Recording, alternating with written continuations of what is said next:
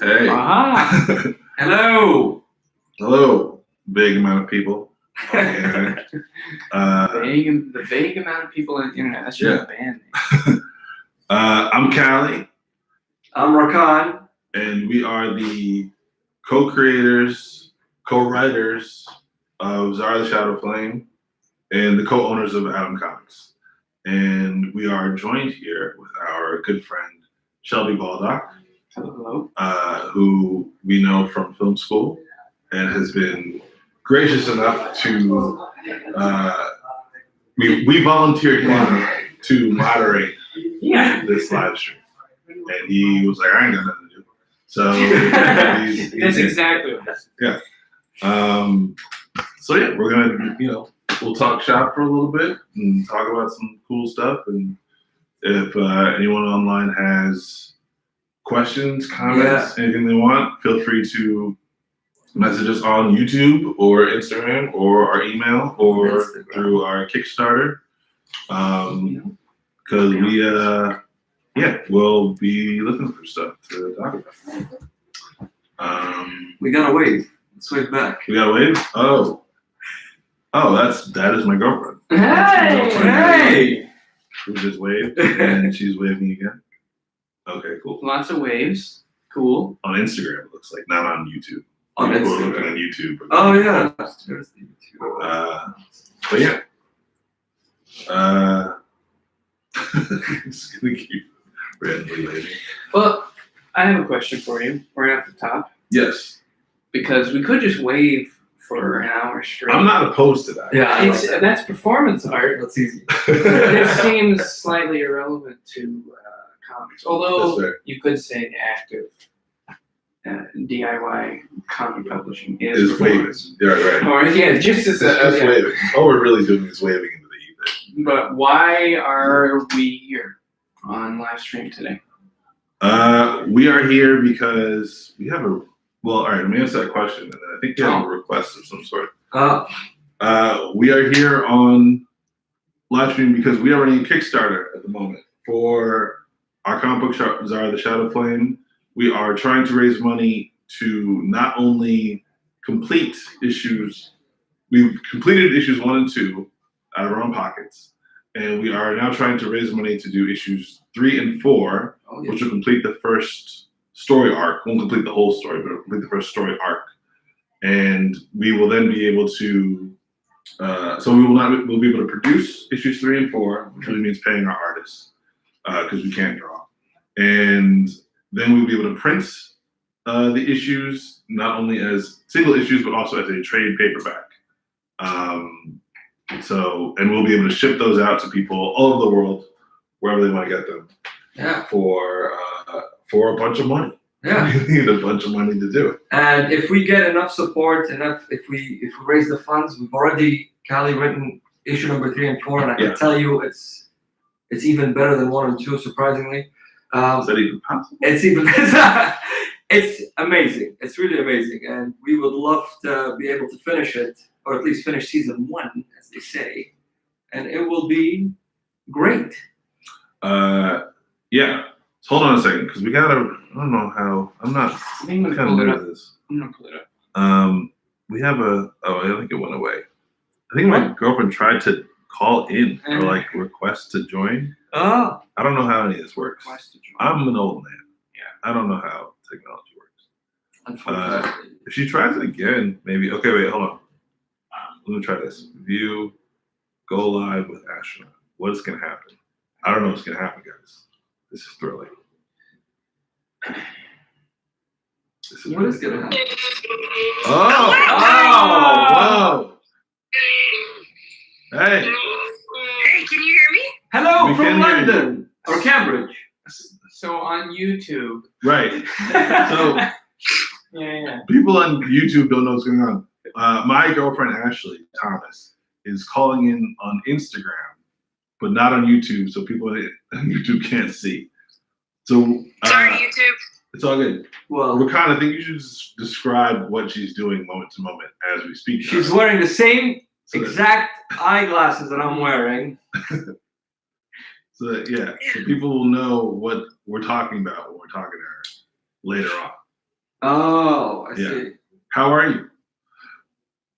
I'm good. I was hoping you guys could tell us a little bit more about why you made this comic.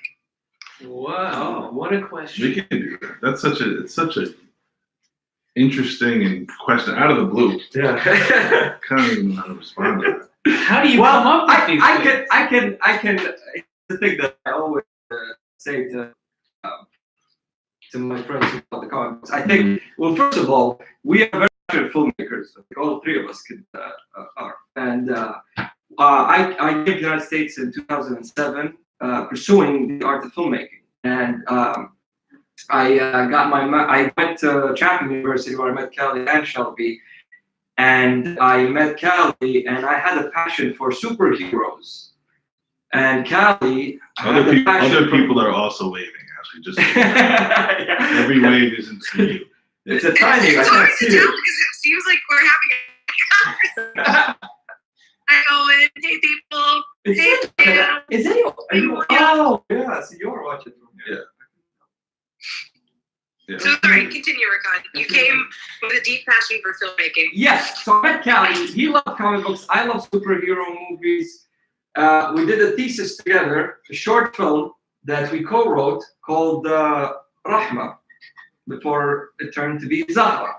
And we decided to turn that short film into a feature film. And then we decided to turn that into a comic book because we wanted to tell the story, the whole story. And we wanted to show it was like a week in the middle where it was a web series. Yeah. And then we decided to And then I was like, nah, let's just go.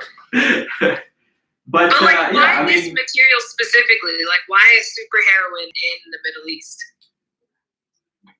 Why a superhero in the Middle East? I'm wondering, can people on YouTube hear? I don't know. I feel like this is the way things are now. Yeah, well, it's no, Instagram's yeah, getting the hits right they now can. But anyway. look at the. Oh, I didn't see Yeah, that. Yeah. so- But I think on Instagram, it won't save forever. That's the big reason we want to have it on YouTube because they can YouTube it on speed. All right. Well then, so But- yeah. yeah. But why a superhero?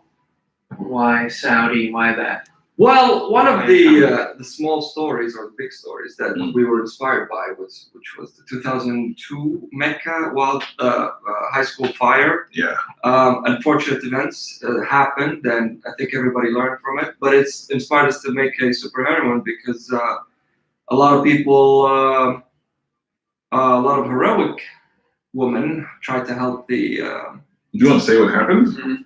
Well, I don't. Do you want to see what happened? Well, exactly what happened is this. There was a school that caught on fire. There were some people who thought that it wasn't a good idea to have firefighters go in and help them because it was an all-girls school. And The firefighters are all men. yeah. So this is in Saudi Arabia in 2002. 2002. So unfortunately, what ended up happening is that a lot of the girls died because of this event, and things have changed. Women are driving now. Thankfully, yeah. Yeah. So we wanted to make a comic book about an inspiration to all to everyone. It was kind of I mean, it wasn't kind of like we heard this horrible thing. We were like, this should be a superhero. Like it was because it was kind of Rakan is a huge Rakan's Muslim, but his main religion is the Dark Knight. No, I'm fasting too now. So. Yeah. But this guy loves his movies so much, and he's always talking about how much he loves Nolan's Batman movies. Yeah. And we were talking about what we were all going to do for like our thesis films, and he was talking about doing these family dramas and stuff. And they're like, you have to make an action movie. Like that's what you love. That's your passion. It's silly for you to try and do something else. I made a family drama for my thesis because that's what I like. But that's not what he likes.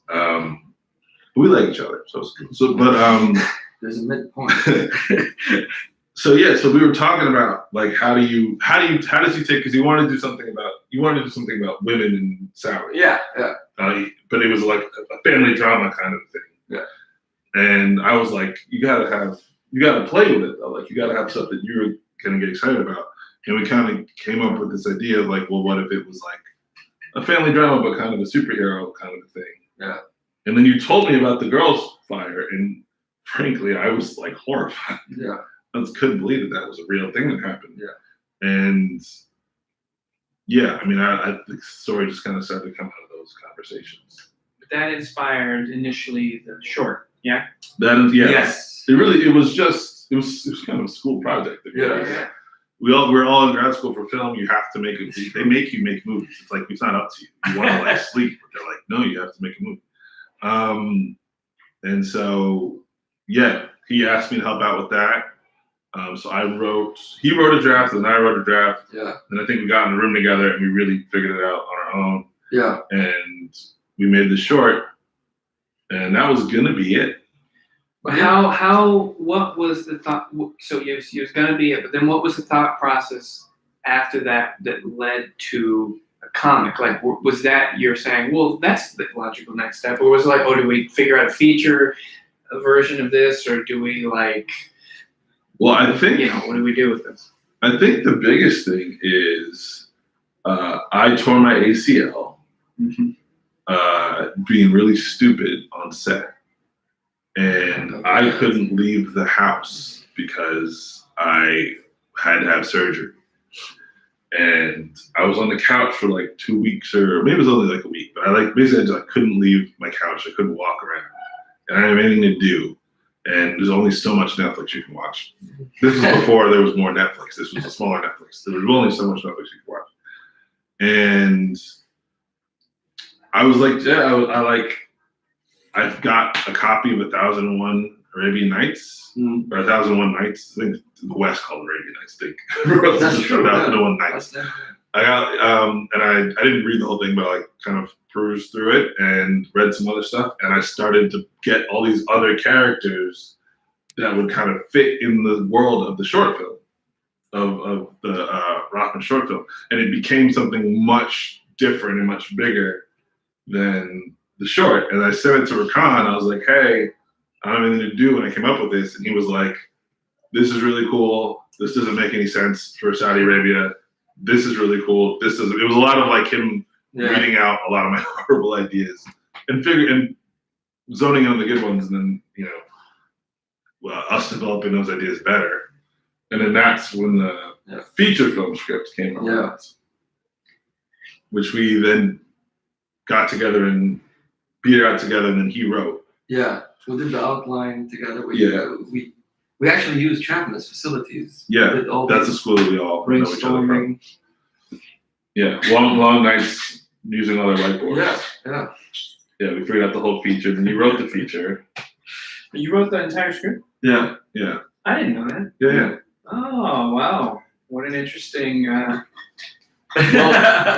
Well, yeah. So he wrote the whole script, and we were like, well, it was a weird thing though, because we were both like, okay, we have a script for this movie, and then it was, so Saudi opened its first movie theater 3 years ago? No, just like last year, probably. Last year. Yeah. So it was one of those things. It was like, we have this movie for this Arabic superhero in Saudi Arabia. Saudi Arabia doesn't have movie theaters. Yeah, there's no movie. Like, this is a really, really dumb business decision to make a movie about a Saudi superhero for a movie, because movie is going to cost you, a superhero is going to cost you like $1 bajillion. A lot of money. It was also a very expensive movie. Yeah, it wasn't small. I don't know who told me this, but one of the producers read it and said that this was at least $5 million. Oh, I think it's way more. Yeah. At least. Yeah. It runs together between 5 and 100. Somewhere in there. Yeah. So we really want to continue the story. So we were like, well, what if we do like a web series? Like we can manage to do. Yeah, that's true. A web series, and we kind of started to put together a web series, and we were just like, this doesn't feel right. Yeah.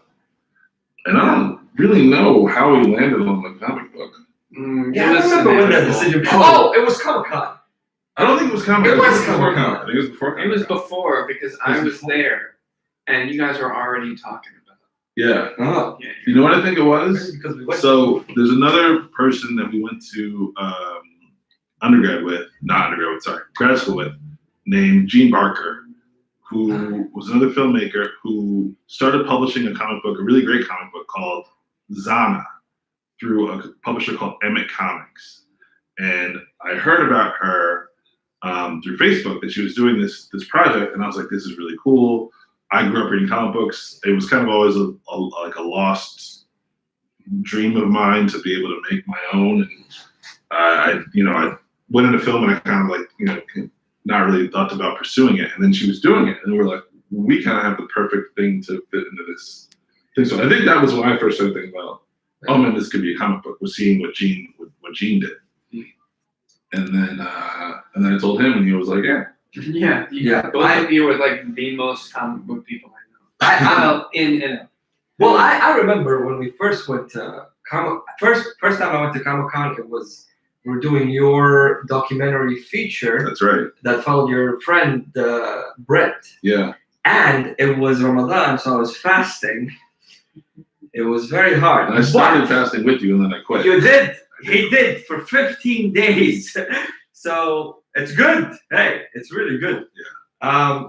But we went when I had to to work. I'm eating food. That's true. I did. But we went to that pizza after. It was the Bronx best. pizza. Yeah, it was the best fast breaking ever. Bronx Fast pizza, breaking. Bronx Breaking pizza of in the San fast. Diego. Shout out to Bronx Pizza. Yes, very good pizza, one of the best. But I have to say, when we went there, I still remember I was very tired. It was a long drive, all that stuff. Mm. But I remember when I first walked in, just the first time I was going to a comic book convention, Yeah. let alone it's Comic-Con in San Diego. It was the best thing I've ever seen in my life. At that time. There's a new thing. You've had children since then. Those are still the best thing.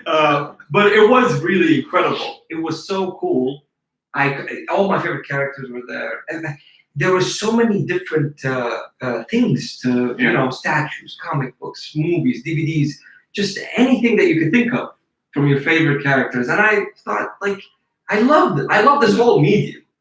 And Because you didn't grow up reading comic books. I did not. Yeah. I did, however, watch a lot of comic movies. And when I went, I remember I went to America one time when I was a kid, and I went to a comic book store, and I still have, and I bought one of my favorite movies when I was a kid, is Blade. Not kid, young adult, young teen. Blade. 20. But I did buy Blade, this comic book, and I still have them in their packaging. I think I've read them, but I have since. And then when I met you, that's when you introduced me to a lot of the new comic books. Because I used to watch a lot of anime as well, but not read manga. I don't like to read. Is what I find myself. I like to watch. That makes sense if you don't make movies. Yeah.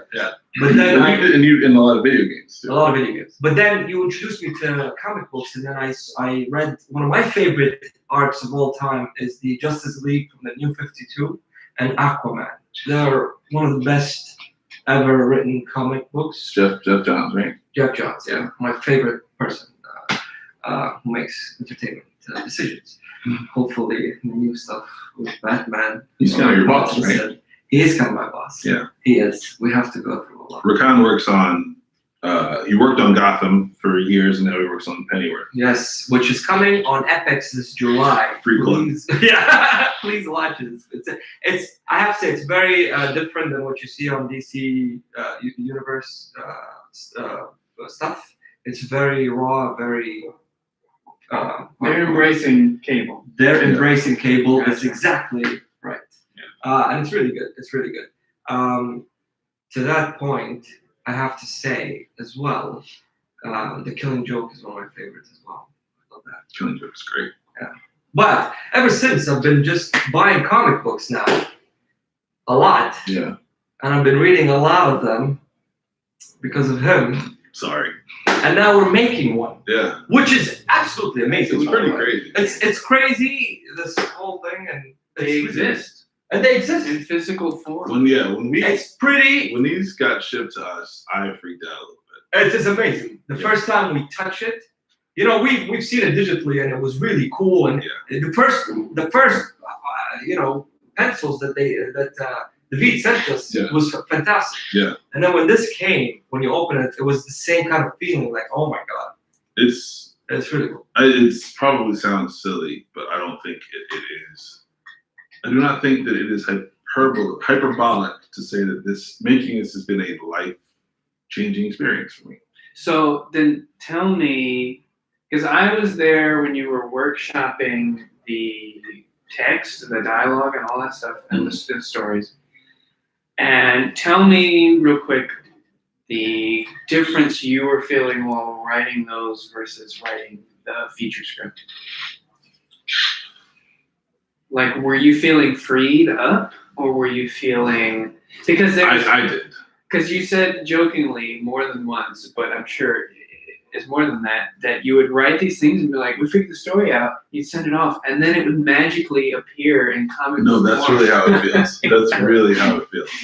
Like, I think so much of it is like, we're in LA and, we're filmmakers. I think for the most part, we're frustrated filmmakers.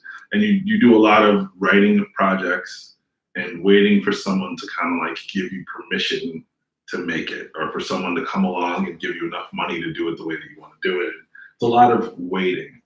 And there's a lot of writing stuff with the idea that someday you might actually get to see it, but also kind of knowing that if that happens, it's a ways off. Mm-hmm.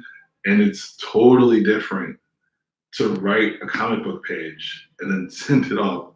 And then like 3 weeks later, someone sends you a beautifully drawn and rendered page of exactly what you wrote. Mm-hmm. It's an ego trip, one. Not even one, that's most of it. It's just like, it's a great ego trip. It's like you cast your hand and it becomes it's like a little God complex thing, but it's like the thing, and we have an amazing art team. David Tinto, Michelle Montrose, and now Francesca Caratenuto. Are they all three on Instagram, Twitter? Yes, all of them are on Instagram. All of them are on, I think they're all on Twitter. They're definitely all on Instagram. They're amazing, and all of them are amazing.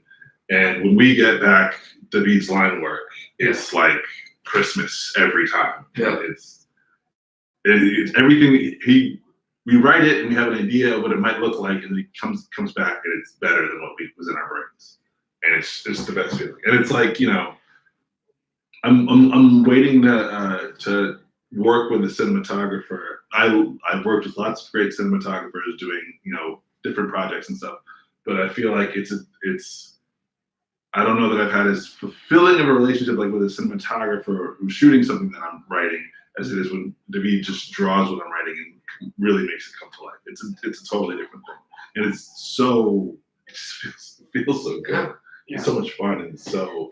I remember the first time it was one of you guys showed me that collage image that I think you're still using as some promotional stuff. Yeah. And I remember, you guys were talking about making a comic book and all that stuff, and then these illustrations came, and I go, this is like actual comic. It's real. Yeah. You guys are supposed to be like low on here. You're not supposed to just simply jump in here and like have it. Yeah. But it's really, and it's stayed like super consistent. And another thing that I really love about who's involved with the panel design, like on the page, who's deciding, if it's a slash or a lot of that is us in the writing of it. So comic book scripts are similar to film scripts, but also completely different. Yeah.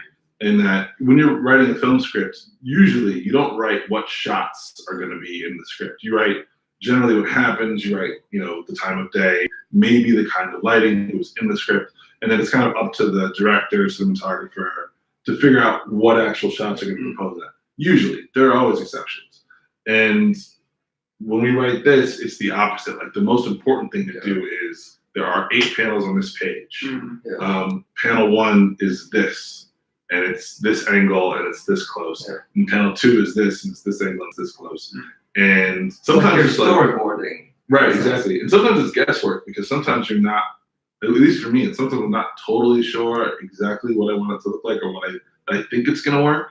But every time David makes it work. Yeah. And to the point where there were a bunch of pages in this one where a lot of the pages I'm like, I need 9 panels, I need this, and this. A couple pages in this where I literally just wrote on the page, there's a chase, do whatever you want. Yeah. And because I trust him at this point. Yeah, I mean, he's so Well, he did talented. great. He did. Yeah, sure. Yeah. Well, it's actually so. There's no pages like that in issue 1. Every page is this happens, this panel, this panel, this panel. This issue, because we didn't know who was going to draw it when we wrote the first.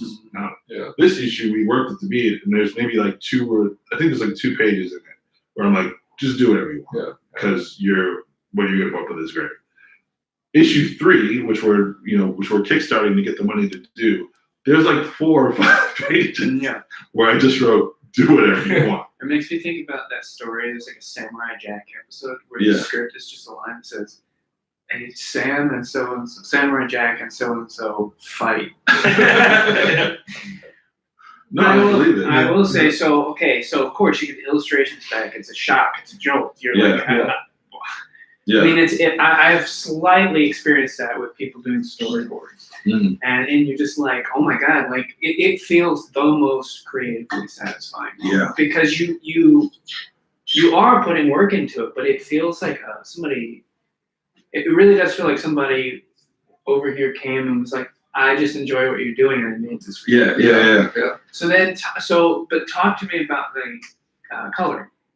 Oh. Yeah, how you went about coloring. Is that something before illustration, or is that something that you start discussing post illustrate? Like, talk to me. What do you? This is Michelle, yeah. Michelle colored both of these. Yeah. And so, what is that conversation like, and what is your sensation when you start getting these colors back? Because I would assume, in some ways, that is a more challenging place to approach than the illustration. You know, it's really funny you say that, because I think.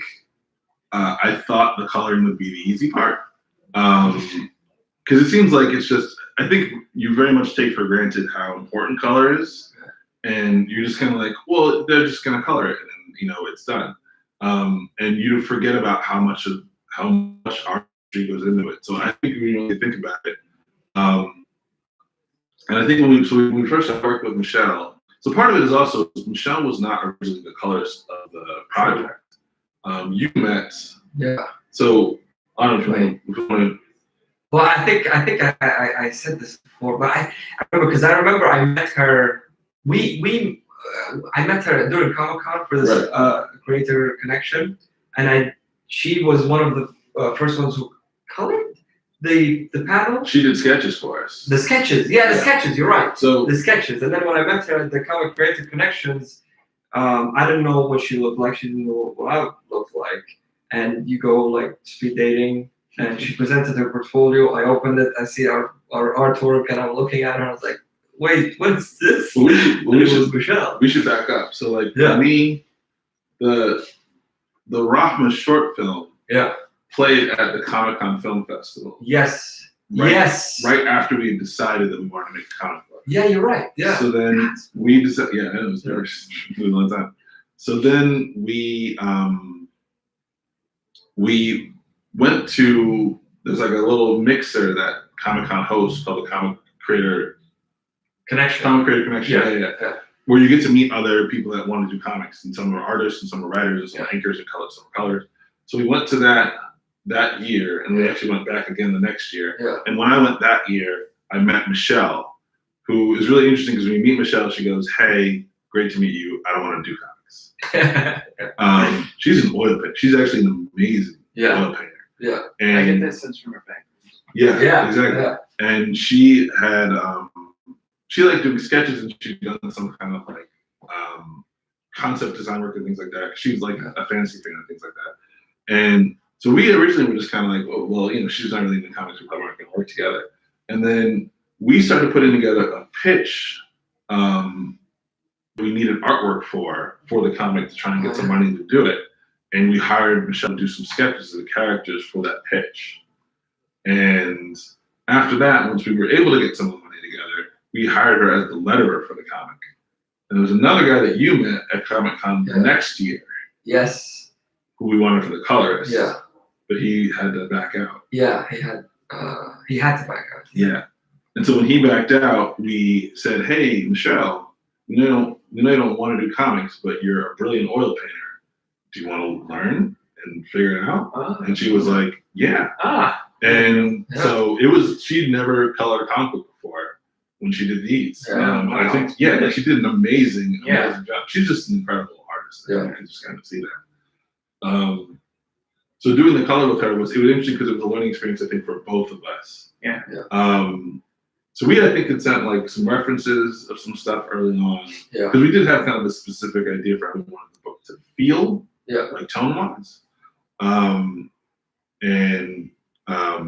She started sending back the color, and the first couple ones we realized that we gave really bad direction on to the color. We really wanted to be Mutual learning process. Yes. And we said we wanted to like restrict the color palette and really give it this a strong sense of tone with the color. And we came back and it was like we realized we told her to go too far. And so it was like we had to walk that back. And then it was like it took like a couple pages for us to like figure out, I guess, the look kind of. And then when she got it, she just kind of rolled with it. And then I think what was great about Michelle is on top of that, she was able to bring. She had ideas on how to color it that we never would have thought. That's of. true. Yeah. She would take like you're saying, like a lot of these kind of backgrounds and stuff and put it into the book in ways that don't really feel like a normal comic book, but it really kind of elevated the story and elevated the emotion on the pages. Yeah. She's a really important collaborator, I think, in the process. Yeah. So just Does that to answer your question? of course, yeah, because I mean, of course, it's a challenge in the color because especially in film, you're taking it for granted because they come in and say, well, we're feeling this, and you give them that pitch of we're thinking of a certain tone and stuff, Right. and then they go and they kind of find things, and then you put stuff in front of the camera, and the chips fall where they may. Yeah. Whereas in here, you have any possibility. Yeah. There is no, let's record it. We had to spend all the money we have, and we have to leave this location because the person's shaking brim at us and mad. Right. Yeah. But anyway, so what I am curious to shift this towards is the main difference between the two of you and the creation of this comic book is that he's the only one from Saudi Arabia. Yeah. And it takes place in sort of a neo Yeah. Saudi, and So like a near future. and you had mentioned earlier that you were inspired by this horrible incident and its heroes, and you wanted to create this person that could just go in there and say screw all the politics and go. How much of these elements of the story is the father being the villain element, but he's the mayor of this town, and then you have this the secret like weird army. Tell me the name of it again. Oh, the Red Dragon. Yeah, the red. I think it's The Talisman, the Talisman. and then of course there's that, and there's all these supernatural elements Yeah, on top of it. How much of that is you taking what you grew up with, taking what you actually know, and like just rearranging it and like coming up with a more spectacular way of approaching very directly what you feel about your home into this more fantastic universe? Well, there's a lot of it. I mean, a lot of it comes from my own personal experience with how I grew up in my country. And there's a lot of stories. I personally did not encounter those tidesmen, as we call them, but a lot of my friends have, and there's a lot of stories. There's a lot of fear, and a lot of it comes from that kind of environment that I live in. I guess that's why I love the character, because I always wanted to stand up for what's right, but I never had the courage to, and that's when I look up to superheroes and superhero movies. I think that's what I see in Zahra, is that she is someone who will stand up for what's right, and she will go beyond the heroic to do the right thing. And well, even I think where I'm seeing a revolution in issue 1, it's a simple act of driving the car that starts to be like it's just a minor offense. And which, by the way, now changed. Right, I remember. It is a big thing, because in the short film, it was the main point of the short film that driving was illegal. When we did the comic that summer, they announced that the driving. So we had to restructure the story We were like, here. Yeah, we were like a day away from sending all of the script to the artists. Yeah.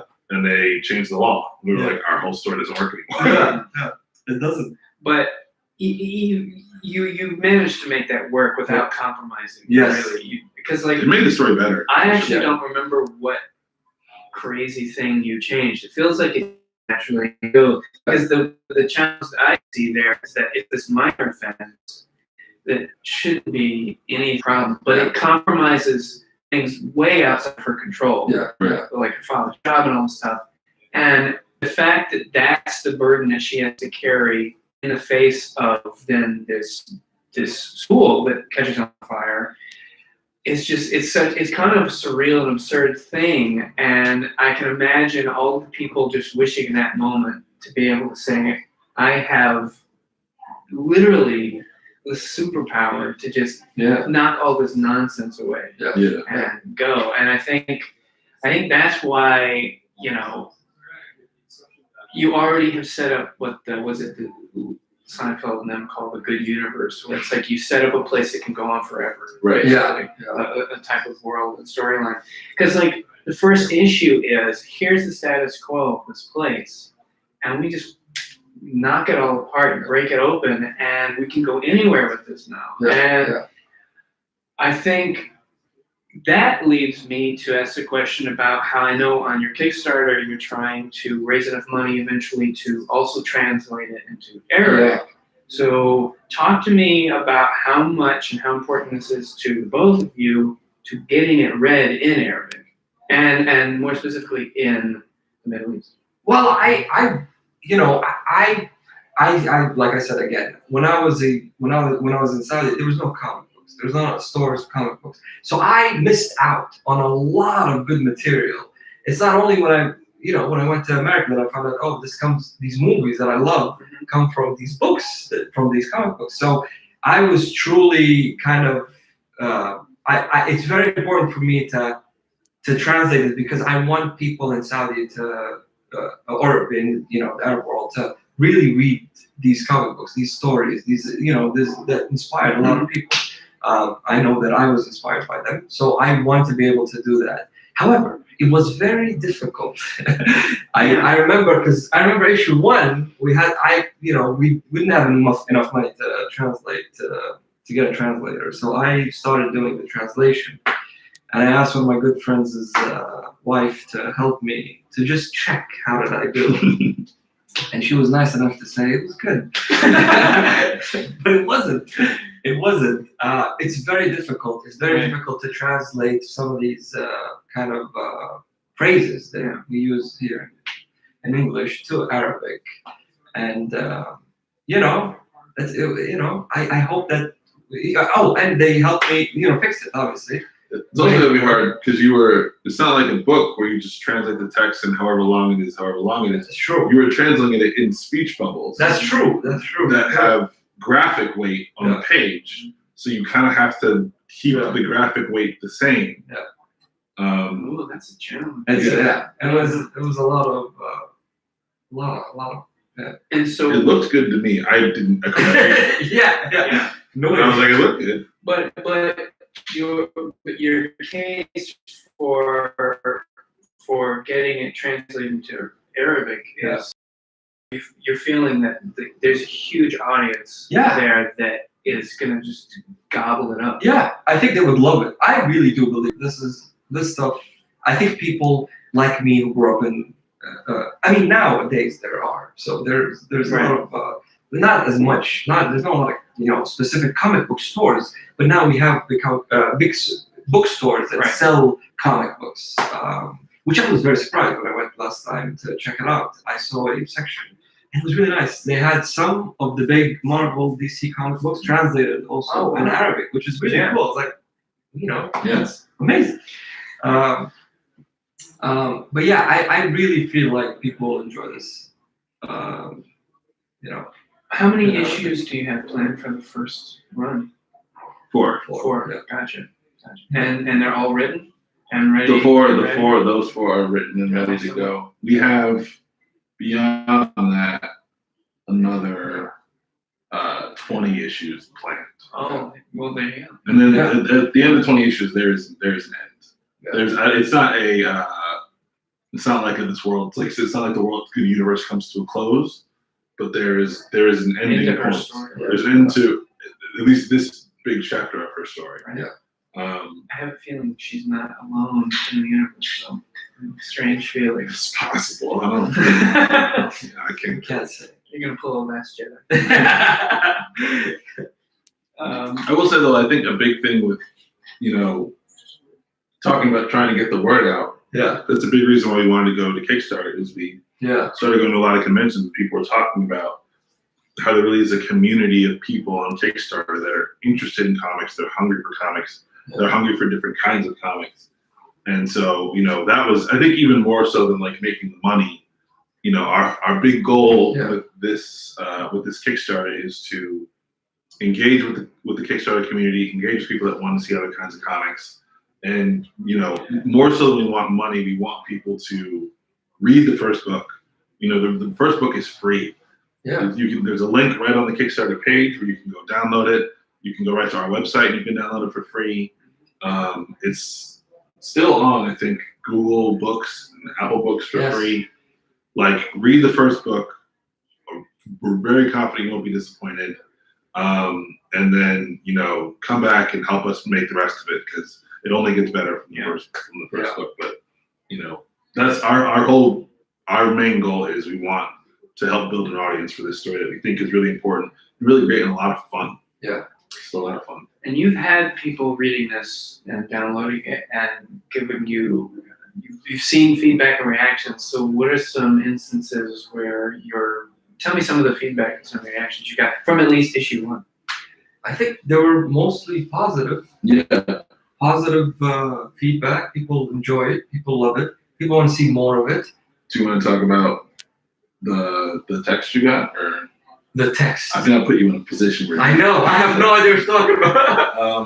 With your friends. Oh yeah. See, I can't remember exact word, but one of my friends really loved it, and it was inspiration, and it was a really beautiful text that inspired us to work every day to make these comic books happen. She was saying that she was brought to tears by the book, and it was one of those things where, because I think for me, probably much more so than him, I've never been to Saudi. I don't know the region. I don't really know the culture that well.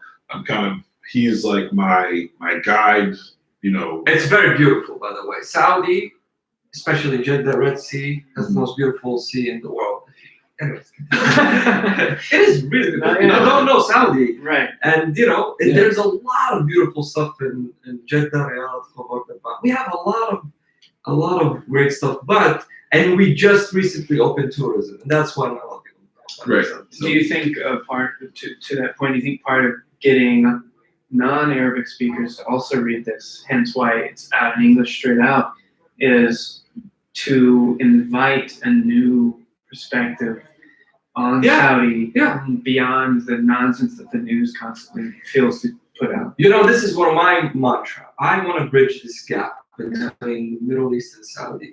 This is really, I want people to really open their eyes on Middle East in general, not only Saudi. Yeah. I'm from Saudi. I know from my perspective from Saudi, but there's a lot of other cool stuff in the Middle East that people should know about. And yes, it's the first and foremost, there's incredible people. In the Middle East. Absolutely. And that's why I think it's great that You just went to the Middle East. I was just in UAE and I was there for a month and it was wonderful. And it's like when you travel anywhere, you meet people. You're always people, surprised. You hang out with folks. You talk to somebody in a cab or walking down the street or at the coffee shop every morning, and it's just like there is an endless supply of stories. Yeah. And so much of what is put out to the U.S.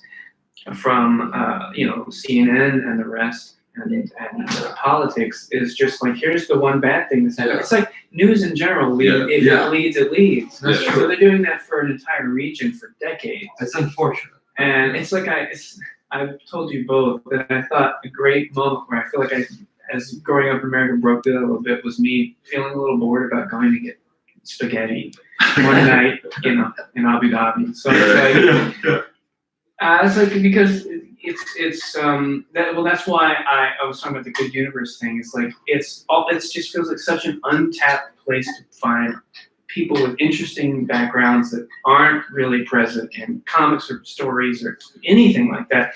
And you can do whatever you want because it's this whole world, And on top of that, you're also building this comic lore with all this other stuff. Yeah, there's this great history of the supernatural and mythology. Yeah. Like, people think about like Aladdin and a genie. Yeah. The Aladdin movie that's come out, and they think like that's the end of it. I know. But there's this really rich, cultural history in this mythology that I feel like doesn't really get tapped. I think the same way that like Black Panther kind of capitalized on not a specific like African folklore, but the feel of it. There was so much of that culture and texture of kind of the whole entire West African region that went into even the production design of that movie, and things like the Jalia, like the ancestral land and stuff like that.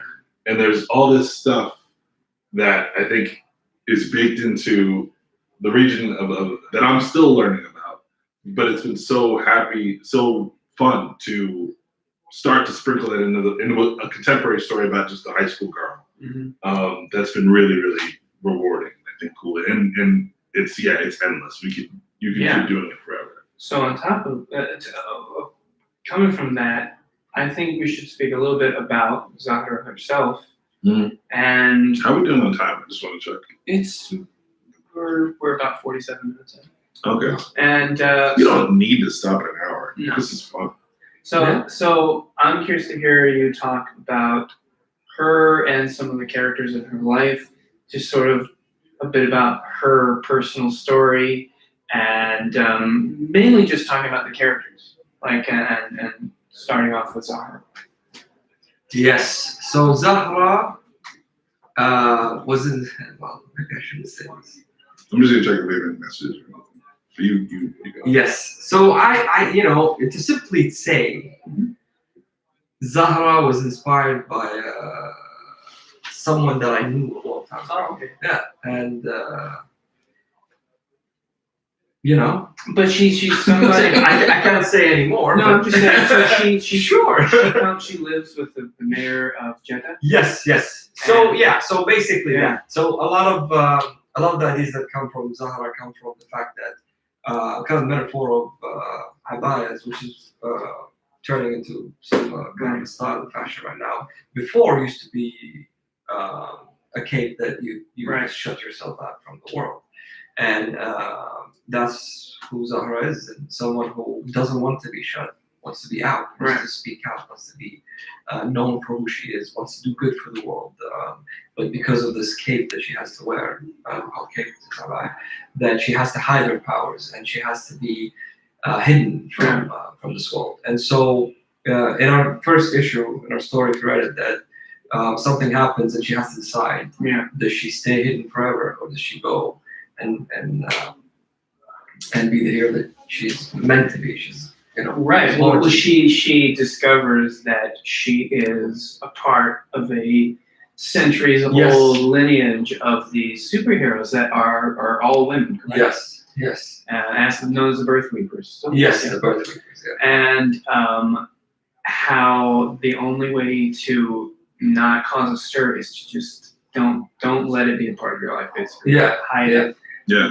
And I think that is one of the things that I think is interesting too, because that then breaks beyond culture. That's like, we all feel like we have something that we feel we just kind of suppress, and but we know that the one thing we want to do is true, and it speaks out to many cultures in the world, not only us,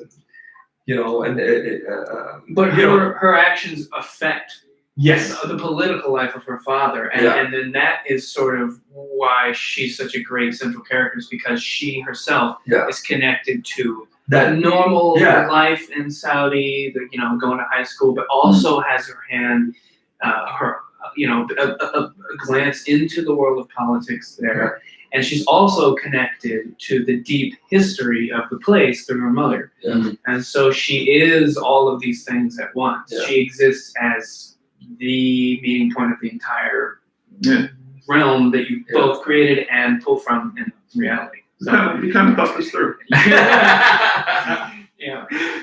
But I would say that, so, because I don't want to give away stuff, but there's really cool visuals and stuff in the second issue when a lot of the lore gets built that I really love. Like, I just don't want to say it because I can sense that you're not wanting to spoil things from issue 1. And so I can't.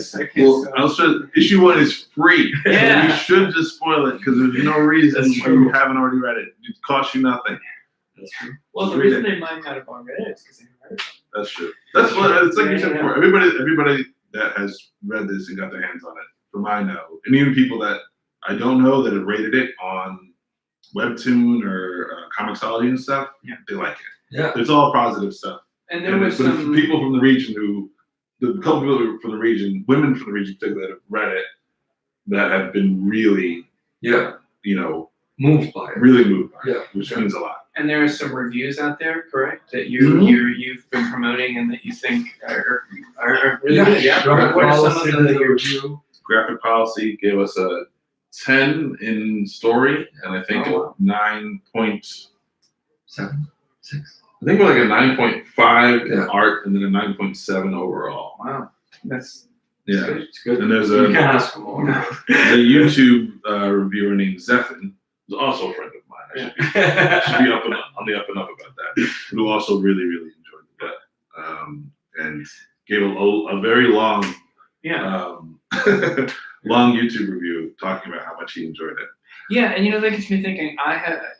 I'm from Memphis, and there's like a pretty big comic scene and culture there, and 2 of my friends there are way into the scene, and I've told them about Zahra and to download the issue, and they've shared some stuff. Oh, and my friend Marcus Sieber as well, who runs Black Nerd Power and has been sharing all this cool stuff. Oh, and cool. and I didn't know that. I would love to see some folks in the South read this. I can only imagine it's going to have some interesting perspective. I think what's really great about the story is that it's in United Arabia. It's about an Islamic nation, someone living in an Islamic nation. But I think all of it feels universal. And there were lots of stuff that I was writing when I was doing the first issue where I'm like, this is just America. Mhm. Like this group that is like an Islamic group is like, there's a clear analog for it here. Yeah. And this group, there's a clear analog. It's like none of this is different. Yeah. These issues exist everywhere, and everywhere everywhere there are teenagers who feel like their parents don't understand them. Yeah. And they just want to get out of the house. But another thing that I think is a credit to the storytelling and the writing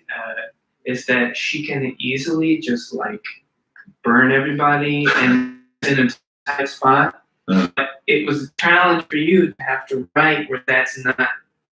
You're just not always doing that. Otherwise, these issues would be 2 pages long. Right. So you have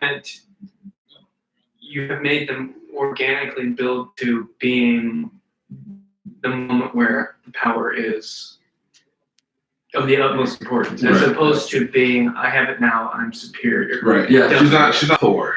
Right. She's not just like, or Superman just flies in and knocks everybody out, and then. But she could. She could be. She could. But She's not there yet. She's not. She doesn't have she has the spirit of a hero, but she doesn't quite have the, almost want to say like disposition or maturity, or she's not. She's still growing. She's still a young person, and she's still learning. And I think we are all. And I think that's the next 2 issues are very much about her learning. Yeah. And about her starting to really, as she kind of gets thrown, her world gets shattered. Mm-hmm. And she kind of gets issues which really gets thrown in the wolves and has to figure out how to survive in a whole new paradigm. And that's when that growth really, really starts to. Gotcha. Did we lose the power? No. The issue 3 cover of issue 3, which is really, really dope. Yeah. It's going to be out very, very, very, very, very soon. Very soon. Very, very soon. So check. Yeah. We'll be doing an update I have a question. In an effort to entice anyone who watches this video to just go download the free issue number 1. Yeah. Which panel in issue 1 is your favorite panel? Oh, we talked about this, didn't we? Do you want to go first? You can hold it up to the screen. Well, go ahead. Well, I got to think about it. Well, I know which one is my favorite. You do. Because the first time I saw it, and we had some issues trying to figure out how to do it. Mm-hmm. You kind of. I think I know what you're saying. Yeah, and then when it was finally done, this was my favorite panel. Which page is this? I think it's page 4. 4, yeah, 1, 2, 3, 4, and it is to show the passage of time, which was very tricky to kind of make sure that we can identify this, but it's her practicing her power with the Rube Goldberg device that she set up. Yeah. You know, if you download it, you can look at it as long. Or just pause. I think my favorite panel. I think is kind of. Well, let me think about it real quick. All the panels are my favorite panels. I should have said that. All my kids. Yeah. It does start to feel like you're joking. So I think my favorite panel. This is going to sound silly because it's very kind of. Sorry, take it off. I think this is my favorite panel. Which one? And we've used it in a lot of The bottom here? promotional stuff. I just really like the fact that she's just a girl. Like, you know, she has these powers, and she's from this lineage of these mystically powered people and everything like that. But like, at the end of the day, I feel like this is who Zahra is. Yeah. You know what I mean? It's just she's just a girl that gets really excited when she gets to drive a car with her dad. Yeah. Like she's all of us. You know, she's just a girl. She's just a normal. I really love. Maybe my favorite. It's probably my third favorite comic series of all time. Is the Alias comics, which introduced the Jessica Jones character, which now has the Netflix show and all that other stuff. And Jessica Jones is a superhero, a former superhero, and a private detective, and everything like that. But she's just a woman. She's just a person. Like, she's so relatable. She just is just this person you feel like you know, and you want to have good things to happen to her in life. And she very quickly, when reading that, just becomes she's you, whoever you are. Yeah. There's no way you can't read it and just go, oh, I am this. I know this person. I am this person. My favorite page of that comic is there's just a page. It's 2 pages of her on the phone with her mom, and just getting frustrated with trying to talk to her mother. And it's like, despite the fact that, like, you know, 3 pages before she was talking to Captain America, and, like, you know, a bomb exploded that was made by an alien or whatever crazy comic nonsense was happening. Like, there's just this page where she's just trying to talk to her mom, and it's driving her crazy. And it's just like, you know, this person because she's you. Yeah. Well, the way you both just talked about panels, which one of your favorites, goes all the way back to how you're talking about filmmaking beforehand, how you knew he had to make an action film. Yeah. You wanted to make the drama. Yeah. And then you come together and you get those 2 panels. Yeah. I think it's all in there. I think it's the strength of the story is that, you know, it's a family drama that also has sci-fi action scenes, sci-fi supernatural. Yeah. And as somebody myself who I did not grow up reading comics, it's never really been a big part of my life. Being a part of you guys workshopping the script pages, the thing that was most important that you guys worked so hard on that made me want to read it was that the story, you were constantly saying, how can we make this the absolute best story it can be? And not in the sense of, you know, like, how can we just tell some jokes, or how can we just get to this cool set piece or something, which inherently you want in a big story like this. But you also are like, but you can make so much more out of that panel where it's the time passing and she's using her powers and stuff. There's so many levels to a cool image that you've added to it that, we lost our Instagram feed. Not too long. Did we Maybe say 1 we went too hour? long on Instagram. Oh, maybe. Well, we can start a new one. Might as well. Yeah. How do you do it, Rakan? Yeah, the plus on her picture. Yeah, and then go live.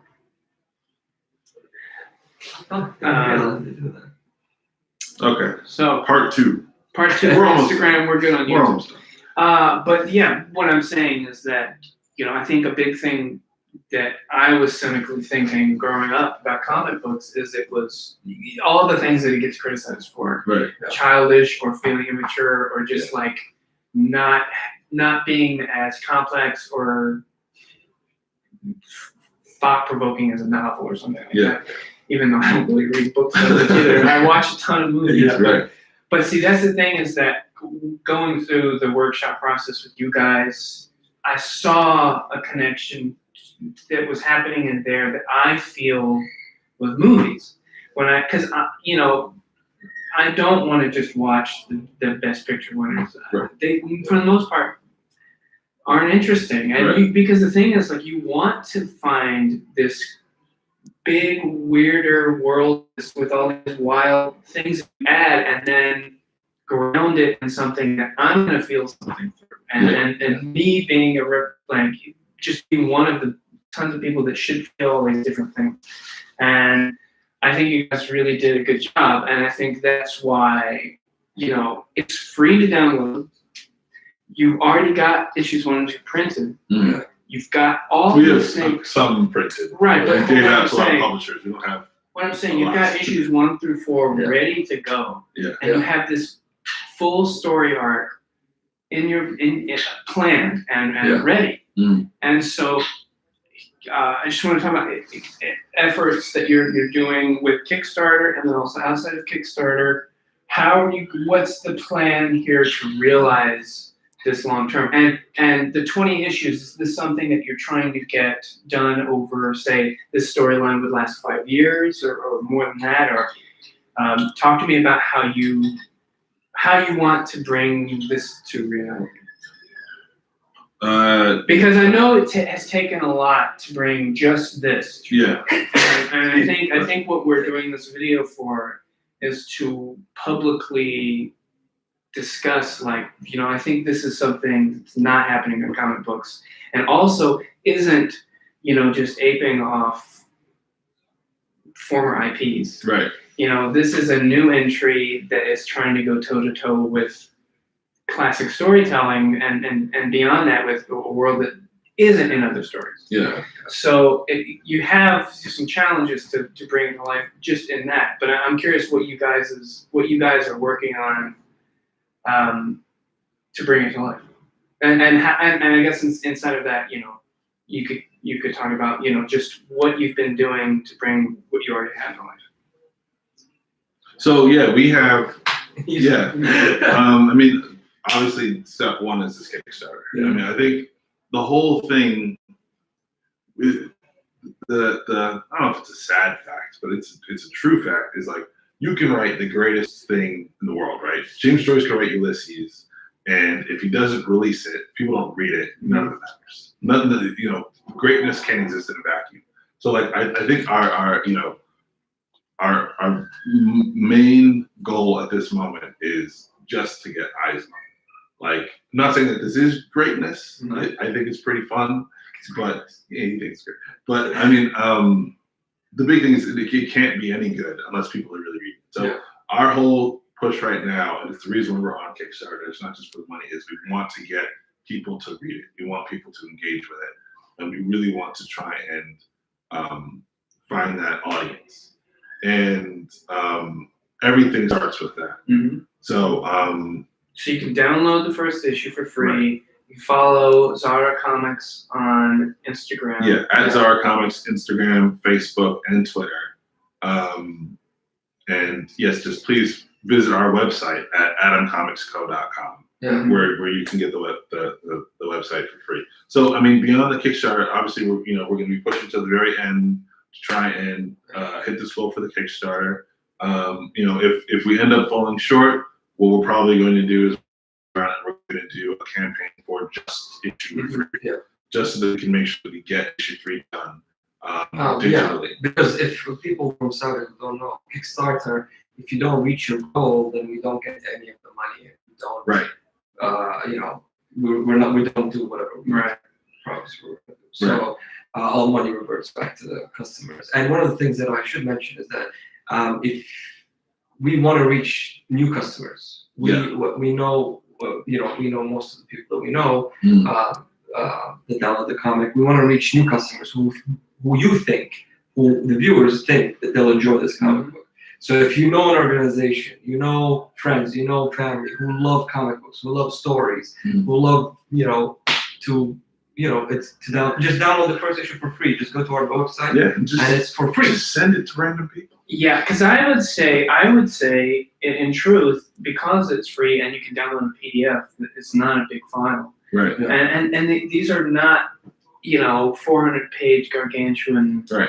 It's not that. What's the 32 famous? pages. It's not the Watcher. Yeah.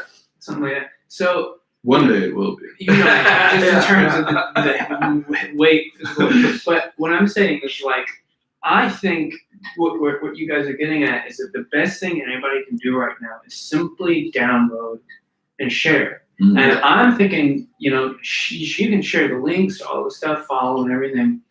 Share the PDF file too. Yeah. Share the comic book. Put it on Facebook. Yeah. People can read it. I think you're totally right. It's just read the story. Yeah. It's like a movie at that point. You might not realize how interested in this you actually are. Yeah. So I mean, as far as how long, we have 24 issues planned, 2 of which we've done, another 2 of which are written.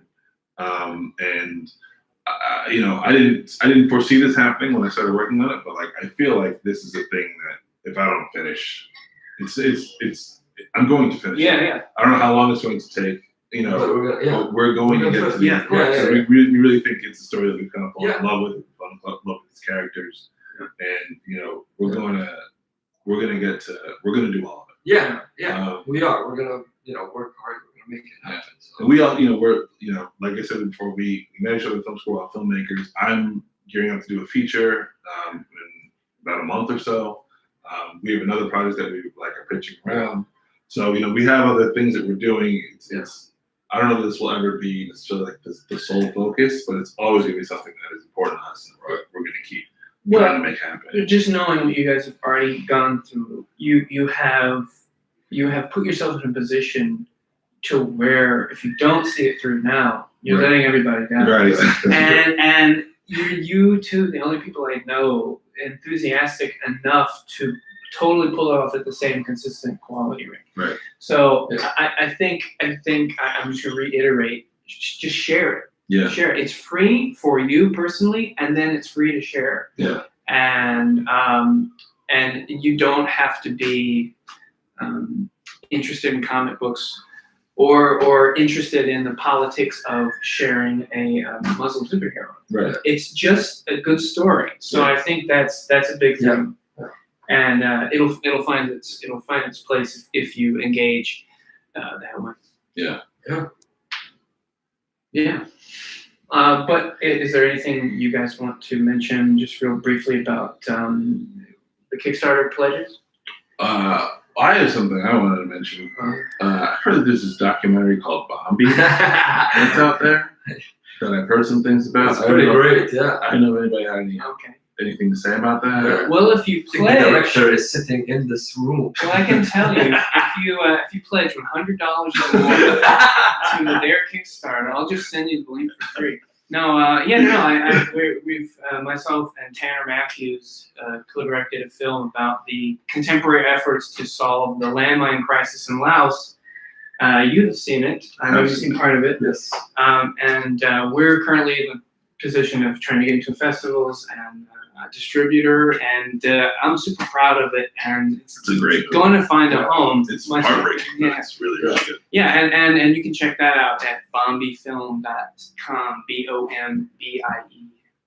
But yeah, what that is saying is that, you know, my head is in a completely different place than what this is, Right. and yet I'm excited to see the continuing story, and it's just it has organically become a comic book. It wasn't like, oh, I got this comic book idea and we're just gonna do it. It became like, this story we've been working on, I think this is a comic book. Yeah. You know what I mean? And so you've seen that through, and download it. Yeah. Yeah. I don't know. And check out Bobby. Yeah. Yeah, please. Please go to the website. Yeah. Share that. Also, tell people about it.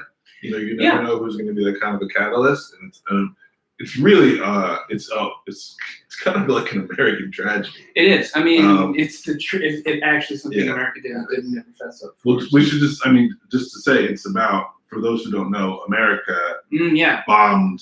So for nearly 9 to 10 years, America bombed Laos to the point that it became the most heavily bombed nation in history. During the Vietnam War. for the Yes. most part. And most or a lot of those landmines that were dropped on there never detonated. And so all the rural parts of this country, of Laos, are still under threat of people hitting bombs every day. This is decades post the war, and the Americans really put no effort into changing anything. Farming is it's very a dangerous. huge risk, but you have to farm. Going to schools. Going to schools. So and we've partnered with an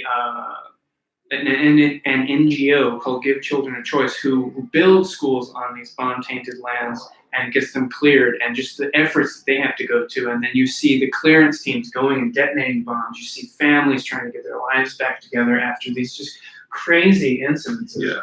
And it's mostly takes place in Xinjiang province, which is in the northern part of Laos, and it's like it just shows you, like, nobody from America really knows about it, and nobody's really advocating for them in America. And so, you know, my goal for the film is to help promote Give Children a Choice, because not only are they building schools, but by doing that, they are helping clear land as well. Yeah. And they're connected to other organizations like UXO Lao and stuff like that, clearing land. So, you know, we've got this film that I think is a really compelling case as to why you should get involved. And hopefully this year that comes to see the light of day. And I'm super excited about it. So bombifilm.com is where you can find out about that. Yeah. It's great. Yeah. Well, how do we feel about I felt pretty good. Yeah. I felt pretty Yeah, I mean, I hope pretty easy. people enjoyed what was said. Yeah.